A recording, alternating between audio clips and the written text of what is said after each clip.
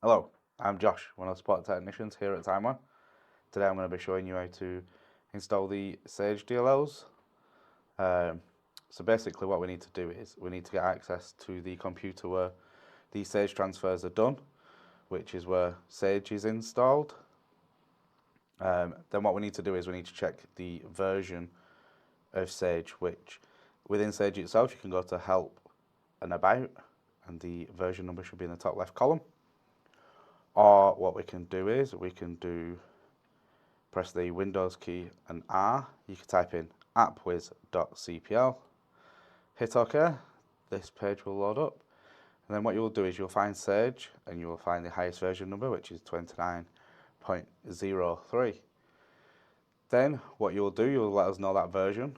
We will then send you over the correct Sage DLLs. Once you have the correct Sage DLLs, it will look something like this. You'll be sent a zip folder. What we then need to do is right click, extract all, and you'll be given a folder just like this. And within this folder, you have your Sage DLL files.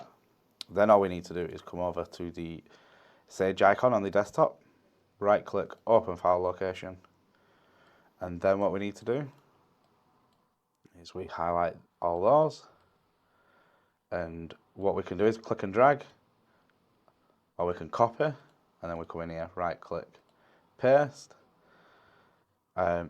Mine already have these files in, yours probably won't, so yours should copy across just fine. So I'll close that off because mine are already in here. And then all we need to do then is open your command prompt, make sure it's run as administrator, so I'll just make sure mine is. Yes. And then what we're going to do is you can either type or you can paste. I will also put this up on the screen in big.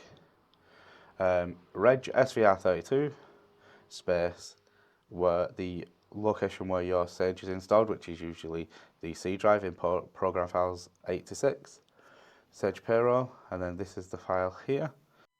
On this command where it is saying pay sdo293.dll, the 293 will have to be replaced with what version of DLL you are running. So if you receive 294 DLL, you'll have to replace that with 294 or 295, etc.